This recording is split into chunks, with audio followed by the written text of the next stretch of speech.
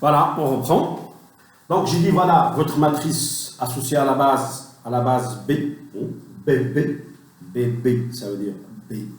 Donc lorsqu'on dit, on ne va pas dire BB, on dit B. La matrice à l'associée à B. Mais lorsqu'il s'agit d'espaces différents, BC, on dit la matrice dans la base BC. D'accord? BC. Mais ici, je parle de BB. Donc je dis matrice associée, la matrice associée à F dans la base B. Elle est là. Maintenant, je vais changer de base. Au lieu de prendre B, je vais voir la même application. Je garde la même application linéaire. Hein. Ici, je veux prendre, au lieu de prendre la base B, je veux prendre une autre nouvelle base de R3. Par exemple, elle est C. La base contient par exemple 2I. 2J. Je prends une émote ici, Victoria. 2K.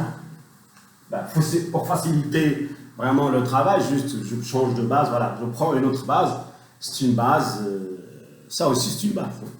C'est une base, j'ai fait quoi? Qu'est-ce que j'ai fait ici? J'ai fait une transformation par en monte ici, j'ai multiplié par 2, hein, par un rapport lambda. Hein. Par contre, je peux prendre une autre base, I plus J moins K, J plus I, K moins J, etc. Donc il y a une infinité de bases, mais je vous donne cet exemple. Alors, regardez, si je change de base, qu'est-ce qui va se passer? Alors, si je change de base, donc je dois effacer ça. Alors, voilà, je garde. Donc, je ne suis plus dans la base BIJK, mais je vais prendre la base C, 2I, hein, la base C, 2I, 2J, 2K. D'accord? Et ici, 2I, 2J, 2K. Je change de base, la base C. Et je vais voir ce qui va se passer. D'accord? Alors, qu'est-ce que je vais faire? Pour trouver la matrice associée à la base, la matrice associée à F dans la base C, je vais faire la même méthode que j'avais donnée l'autre jour. Donc, je vais calculer F, je vais essayer de calculer les images de tous ces vecteurs-là dans la base d'arrivée, dans la base C. Donc, je vais calculer F de 2i. Je vais avoir F de 2i. Donc, je dois calculer F de 2i. 2i, voilà. C'est 2, 0, 0. Ça, c'est 2i. 2j, c'est quoi? C'est 0, 2, 0. 2k, c'est quoi? C'est 0, 0, 2. Alors, je dois calculer f de i, je dois calculer f de 2j, je dois calculer f de 2k. Je dois les exprimer dans la base C, dans la base 2i, 2j. Donc, ça veut dire quoi? Je dois écrire ces images-là en fonction, hein, quelque chose fois 2i, plus quelque chose fois 2j, plus quelque chose fois 2k. Il faut trouver ces composantes-là. Même chose ici, hein, comme j'avais fait l'autre jour. 2i, plus quelque chose fois 2j, plus quelque chose fois 2k. Même chose, 2i, plus quelque chose fois 2j, plus quelque chose fois 2k. Donc, qu'est-ce que je dois trouver? Je dois trouver les composantes.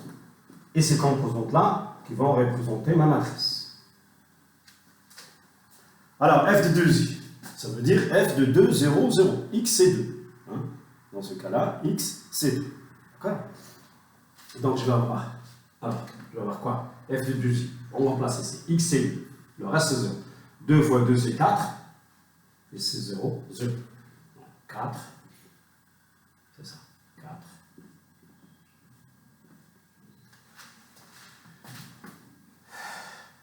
0, 0.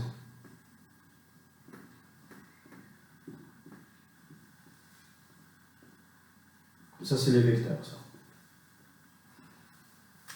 4, 0, 0. Regardez. 2 fois 2, etc. Bien.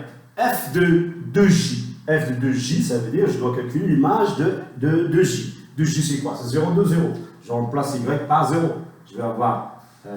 je remplace y par 2. Donc, je vais s'arrêter. C'est moins 2, 2, 0. Moins 2, 2, 0.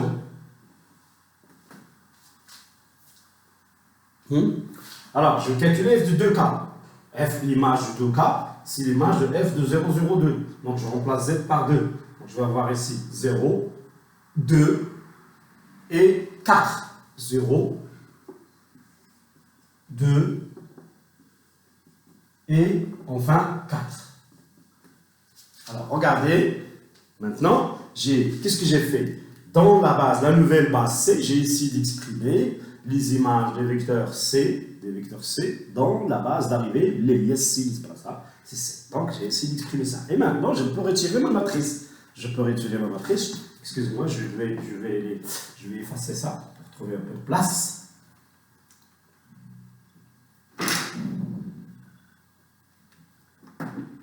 Voilà. Alors ma matrice, je dis bien, la matrice associée à F dans la nouvelle base C, hein, j'ai changé de base, vous allez voir que ce n'est pas la même matrice. Ça va être égal à quoi?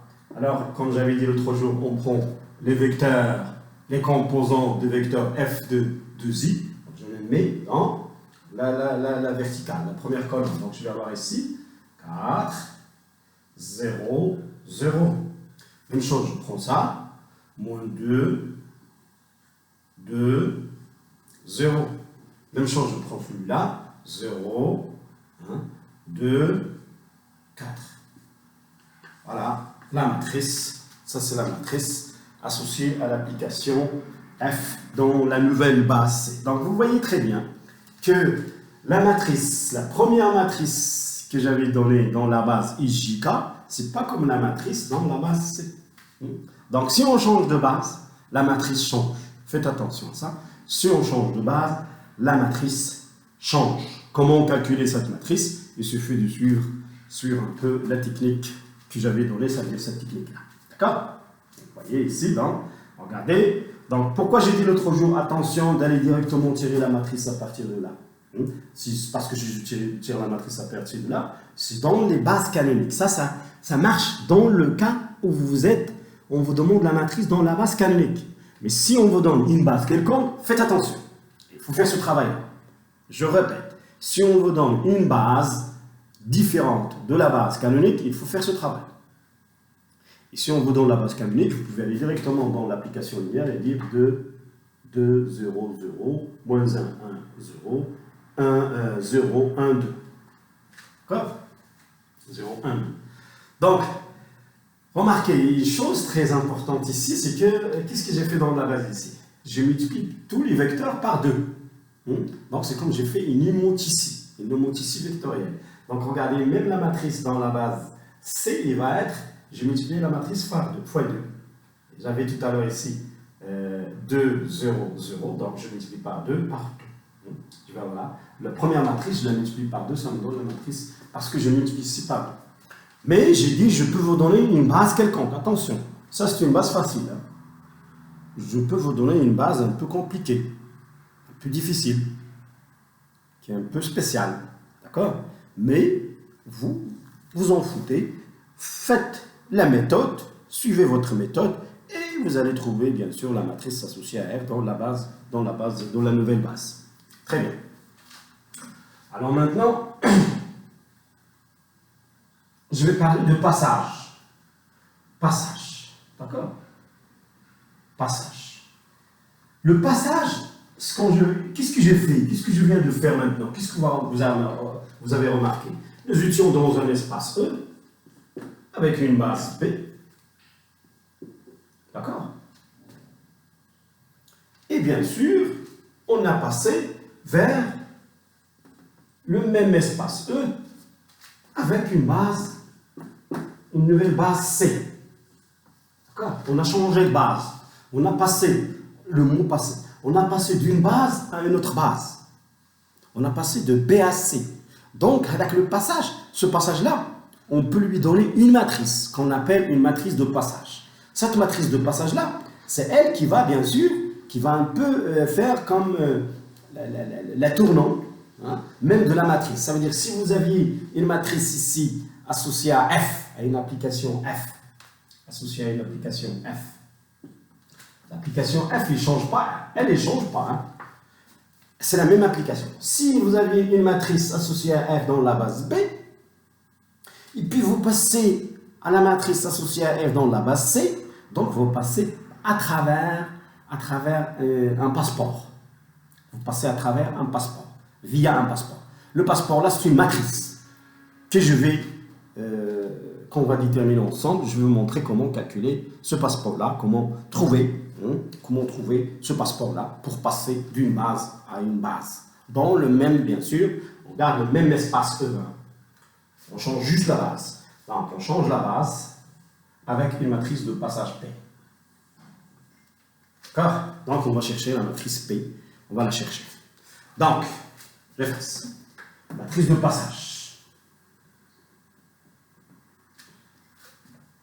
Matrice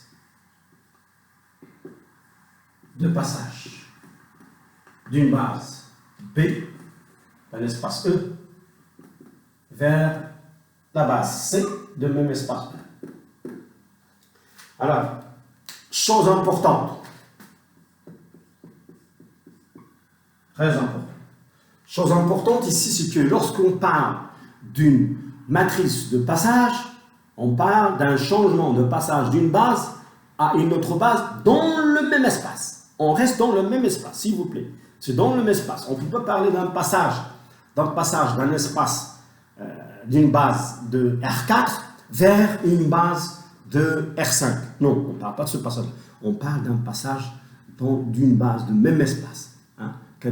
On reste en R4 et on change de base, carrément. On va chercher la matrice de passage. Donc, on reste dans le même espace E, de dimension finie. D'accord?